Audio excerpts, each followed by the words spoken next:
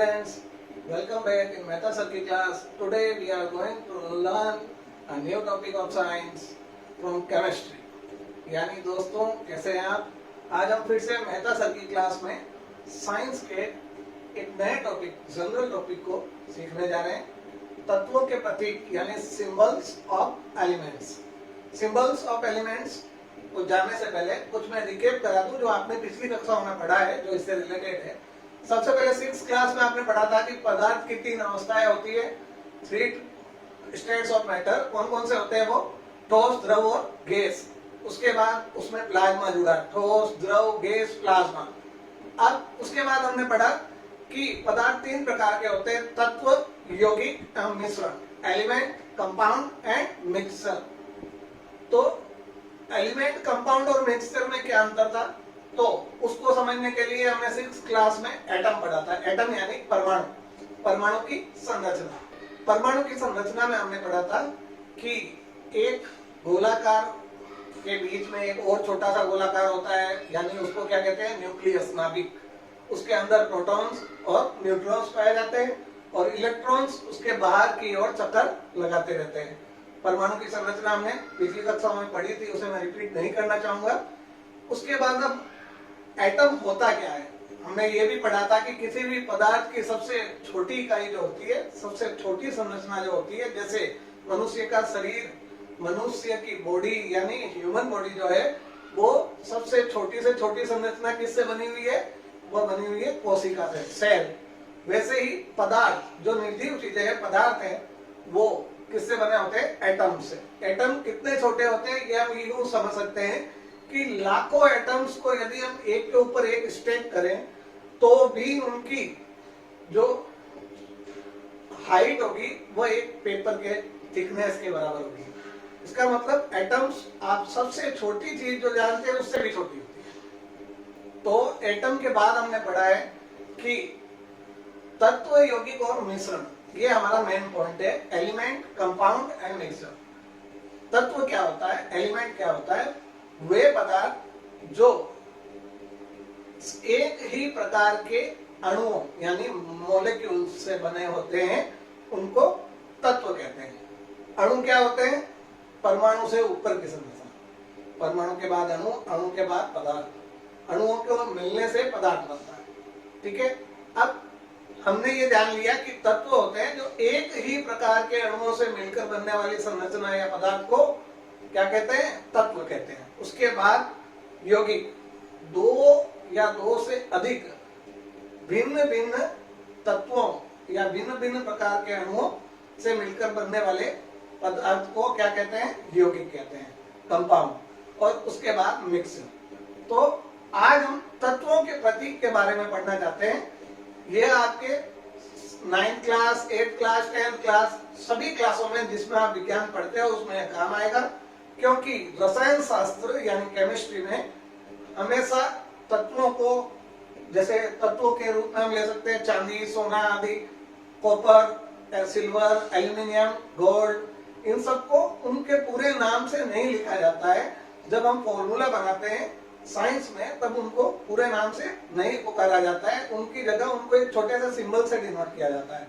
अब atomic theory देने वाले जॉन डाल्टन जो वैज्ञानिक थे, उन्होंने एटॉमिक थ्योरी दी थी और उनका जन्म 1766 यानी 1766 में इंग्लैंड में जन्म हुआ था उनका।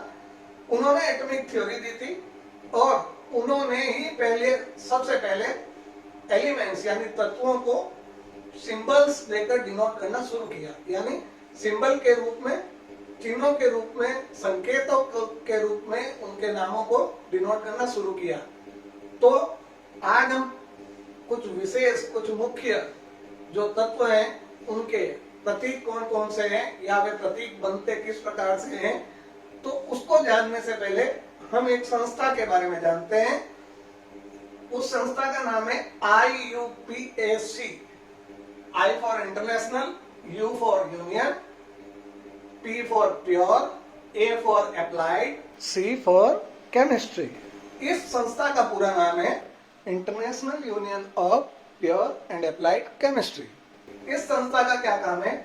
यह संस्था केमिस्ट्री यानी साइंटिफिक ऑर्गेनाइजेशन है जो केमिस्ट्री या अन्य साइंस की गतिविधियों के लिए एलिमेंट्स, तत्वों के नाम, उनके सिंबल्स, उनकी यूनिट्स, इनको अप्रूव करती है, प्रमाणित करती है।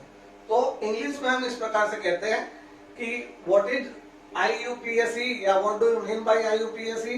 तो international union of pure and applied chemistry is an international scientific organisation which approves name of elements, symbols and units। अब इसके बारे में सिंबल्स जो है एलिमेंट के वो कैसे बनते हैं। एलिमेंट तत्व, प्योर चीजें जो होती है उनको एलिमेंट कहते हैं। कहने का मतलब जिसमें कोई प्रकार की मिलावट नहीं है, जो चीजें आजकल मिलती नहीं है। तो प्योर चीजें कौन कौन सी हुई? जैसे सोना, प्योर गोल्ड जो है वो तत्व है। जब उसके गहने बनाए जाएंगे तो वह तत्व नहीं रहेगा, वह मिश्रण बन जाएगा, उसमें एक, दो या दो से अधिक धातु है, अधातु मिला दी जाती है। तो हम तत्व की बात कर रहे हैं, यहाँ पर हमने सिर्फ तत्वों के नाम लिखे हैं और आज हम उनके सिंबल्स के बारे में जानेंगे। लेकिन सिंबल्स किससे बनते हैं? तो symbol of elements made up of 1 or 2 letters of its name, यानी सिंबल्स किससे बनते हैं? एलिमेंट्स के नाम के पहले अक्षर और उसके बाद के अक्षरों में से किन्हीं एक या दो अक्षरों से। कैसे? जैसे हम ले लेते हैं क्लोरीन, क्लोरीन। अब इसकी स्पेलिंग में से C और L को इसके सिंबल के रूप में यूज किया जाता है। वैसे ही एक हो गया zinc, ZINC, zinc.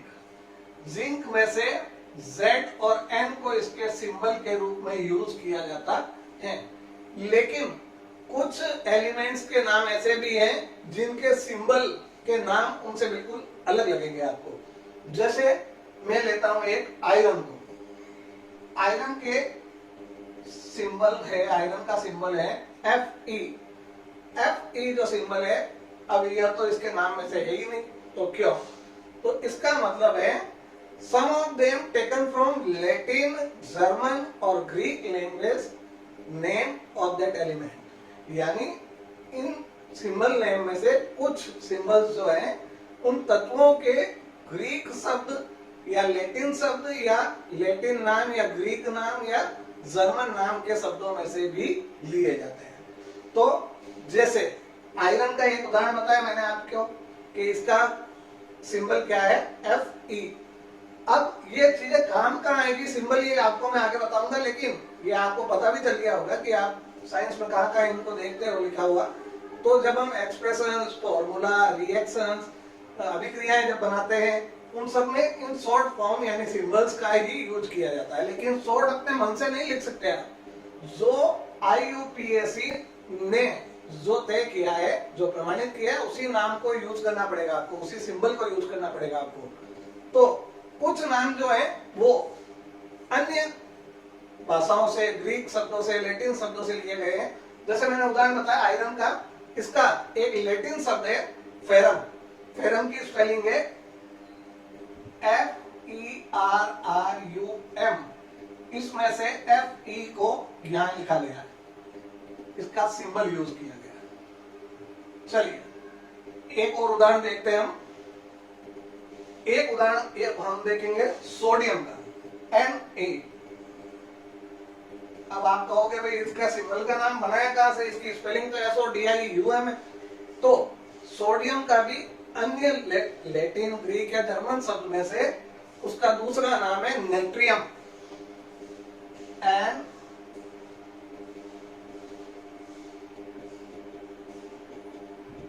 Natrium. Natrium शब्द में से Na को यूज किया गया है सोडियम के सिंबल के रूप में। तो ध्यान रखें कि अपने मन से इसका कोई शॉर्ट फॉर्म या सिंबल नहीं बनाया जाता है, ये सब रूट है और इंटरनेशनली सेम सिंबल यूज किए जाते हैं। अब एक और लेते हैं पोटेशियम। ये रहा पोटेशियम। पोटेशियम का जो सिंबल है वो है K। अब आप कहोगे K कहां से आ गया भाई? तो K इसका एक और नाम है केलियम, उससे लिया गया है। अब हम बाकी सब तत्वों के सिंबल्स के नाम एक एक करके पता करते हैं। सबसे पहले एल्यूमिनियम, तो इसकी स्पेलिंग में से AL यूज किया गया है, जो इसी की स्पेलिंग में से है। अब ध्यान रखना, यदि आप A बड़ा और A कैपिटल में और L स्मॉल लेटर में लिखते हैं तो आप सही हो, लेकिन यदि आप AL लिख देते हो तो आप गलत हो। हमेशा ध्यान रखना, जो आपको कैपिटल स्मॉल में बता दिया गया है वही सिंबल यूज करना होगा। आप बड़ा छोटा लिख दोगे तो वह गलत है। सिल्वर, सिल्वर के लिए हम यूज करते हैं AG। मॉडर्न साइंस में सिल्वर का सिंबल है A कैपिटल लेटर और G स्मॉल लेटर। उसके बाद कॉपर, कॉपर का बिल्कुल जनरल है CU, U स्मॉल लेटर है। उसके बाद हम ले रहे हैं फेरम, फेरम आयरन का है, हमने ये पहले ही देख लिया है। उसके बाद कोबाल्ट, कोबाल्ट को हम CO से डिनोट करते हैं, यानी इसका सिंबल है CO। ध्यान रखना, यहाँ CO है तो O स्मॉल लेटर होना चाहिए। यदि आप C कैपिटल O कैपिटल लिखते हो तो ये गलत है। C कैपिटल है और O स्मॉल है। चलिए अगला लेते हैं हम कैल्शियम, कैल्शियम का सिंबल है Ca। उसके बाद नेक्स्ट सोडियम और पोटेशियम हमने पहले ही जान लिए हैं। अगला लेते हैं हम, अगला कौन सा है, गोल्ड, गोल्ड यानी स्वर्ण। इसका भी नाम जो है, इसका भी जो इस नाम का जो सिंबल है, इस एलिमेंट का जो सिंबल है वो इसके नाम से नहीं लिया गया है, क्योंकि इसका नाम जो है रंग के आधार पर लगाया गया। गोल्ड जो है पीले कलर का एक दूसरा नाम है। तो जब स्वर्ण यानी सोने को पहली बार खोजा गया था, मिला था, तो उसके रंग के आधार पर इसका नाम रख दिया गया था गोल्ड। तो इसका जो सिंबल है गोल्ड का, तो उसका सिंबल है AU, AU। ध्यान रखना, AU गोल्ड का सिंबल है जी, बिल्कुल अलग दिखता है लेकिन AU इसका सिंबल है जो इंटरनेशनली यूज किया जाता है। Lead, 10th number lead, lead का जो सिंबल है वो है PB, P capital letter and B small letter. 11th number magnesium, magnesium के छोटे मोटे प्रयोग आप 6th क्लास में भी कर चुके हो। मैग्नीशियम का सिंबल है Mg। उसके बाद आयोडीन, आयोडीन का सिंगल लेटर में है I। 13th number carbon, carbon का भी सिंगल लेटर है कैपिटल लेटर में C। उसके बाद क्लोरीन, क्लोरीन के लिए हमने ऊपर ये पढ़ा था कि C और L, कैपिटल C और स्मॉल L। ब्रोमीन, ब्रोमीन के लिए Br, ब्रोमीन एक धातु है। जिंक, जिंक के लिए भी हमने ऊपर पढ़ा था Zn।